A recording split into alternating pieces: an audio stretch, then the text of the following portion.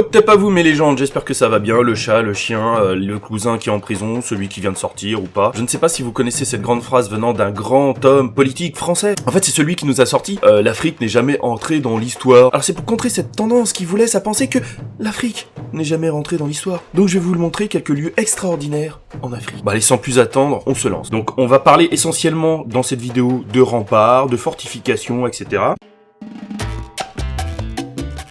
Non, les rideaux de Sangbo. Bon, je sais, j'ai un accent de merde, hein, je fais ce que je peux, voilà. Alors c'est un système de remparts et de tranchées sud-est de la ville Yoruba de Ode, dans l'actuel Nigeria.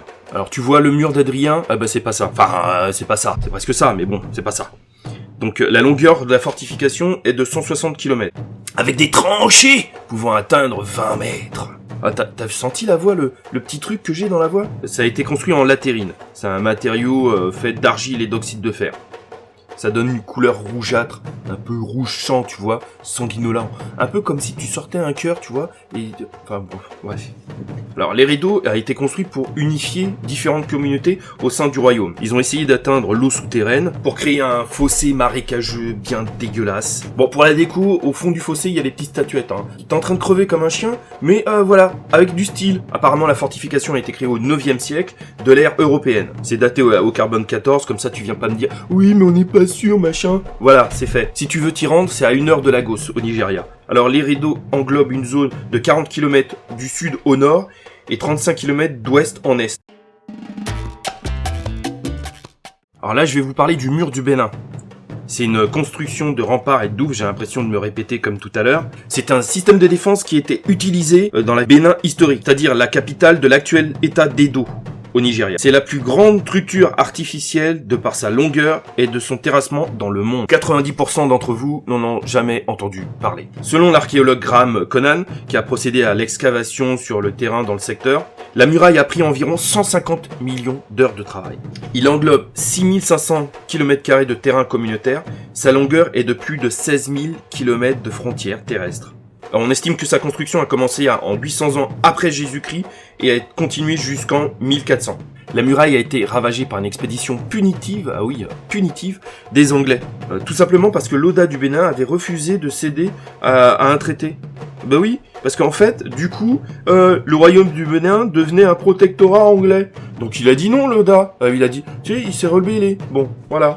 La muraille du Bénin est 4 fois plus longue que la muraille de Chine. Voilà, c'est l'info à retenir. Et pourtant, personne la connaît.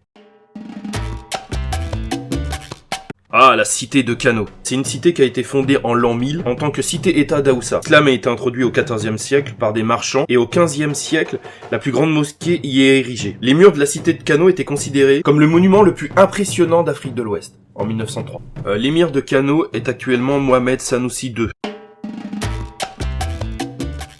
Et maintenant, on atterrit au Burkina Faso, les ruines de l'Oropénie. Bon, c'est des murs hauts de 6 mètres en latérine. Encore? Bah oui.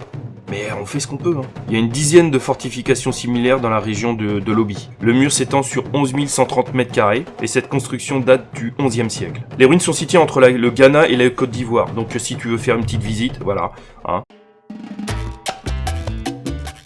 La Libella en Éthiopie. Les 11 églises taillées dans la roche sont une des formes d'architecture les plus impressionnantes dans le monde. Elles ont été construites au XIIIe siècle sur ordre de l'empereur Gebra Mascal Lalibela d'Abyssinie. Pour la petite histoire, quand Lalibela monte sur le trône d'Éthiopie, Saladin est maître de Jérusalem. Même si Saladin est libéral, pour aller à Jérusalem, c'est pas le métro qu'il fallait prendre à cette époque-là, donc c'était un peu dur. Le train, l'avion, tout ça, bah tu renonces, hein. Le bateau aussi. C'était chaud patate d'y aller, quoi. Donc du coup, Lalibela décide d'édifier un Jérusalem africain, en plein désert, pour remplacer la cité de David. Donc il prend 500 ouvriers, il leur dit « Vous me faites des églises, tac, c'est fait, voilà. » On n'en parle plus. Non mais c'est vraiment impressionnant ce qu'on était capable de faire à cette époque-là. Gondar, pas Gondor, on n'est pas dans le Seigneur des Anneaux. C'était la résidence de l'empereur d'Éthiopie Fasilides et de ses successeurs jusqu'au XVIe siècle. La ville fortifiée de Fasil Gebi regroupe à l'intérieur une enceinte de 900 mètres avec des palais, des églises, des monastères, des bâtiments publics et privés. Le château de Guzara au sud de Gondar se dresse sur une colline. Ce château date du XVIe siècle, mais peu de choses sont connues à son sujet. Les ruines de Kami. Alors c'est le 10e site historique du Zimbabwe, après le Grand Zimbabwe. Kami a succédé au Grand Zimbabwe en tant que capitale de la civilisation Shona entre le 15e et le 18e siècle. Sur le site, on peut y trouver des objets d'origine européenne et de Chine. À part ça, l'Afrique est pas rentrée dans l'histoire, hein. Je dis ça, je dis rien. Le Grand Zimbabwe, selon une légende, c'était la capitale de la reine de Saba. C'est un témoignage de la civilisation des Shona entre le 11e et 15e siècle. La ville a une superficie de 80 hectares. C'était un grand centre d'échange commercial. Le Grand Zimbabwe, c'est un ensemble de ruines situées en Afrique méridionale. C'était le centre de l'empire de Monomotapa, qui couvrait le territoire de l'actuel Zimbabwe et du Mozambique. Zimbabwe signifie la grande maison faite de pierre. Les ruines de Kilwa. Sur deux petites îles, il y a les vestiges de deux grands ports. Du XIIIe au XVIe siècle, les marchands de Kilwa échangeaient de l'or, de l'argent, des perles, du parfum, etc. Ce qui leur permettait d'avoir une main sur le commerce de l'océan Indien. Et pour finir, les ruines de Gede au Kenya. C'est une cité-état de culture swahili. Elle disposait au XIIIe siècle d'un port important dont il reste aujourd'hui que des ruines. On peut y trouver des tombes datant de 1399 jusqu'au XVIIe siècle. Bon mes légendes, j'espère que cette vidéo vous a plu. Alors laissez-moi un beau pouce bleu. Donc je continuerai cette série de Top Africa pour vous faire découvrir l'Afrique. J'espère que ça vous a plu. Allez,